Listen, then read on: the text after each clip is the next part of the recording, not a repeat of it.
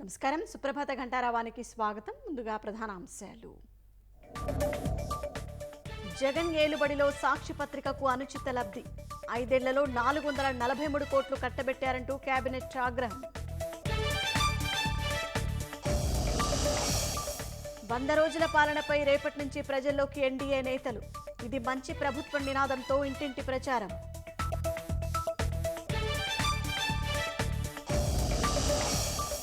రాష్ట్రాభివృద్ధే 3 పార్టీల లక్ష్యం కావాలన్న చంద్రబాబు. వైసీపీ అసత్య ప్రచారాలను సమన్వయంతో తిప్పికొట్టాలని పిలుపు.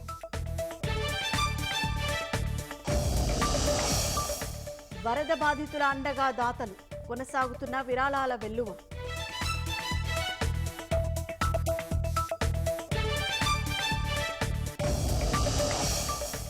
లెబనాన్లో పేలిన వాకిటాకీలు, సోలార్ పరికరాలు. 14 మంది మృతి, 450 మందికి గాయాలు.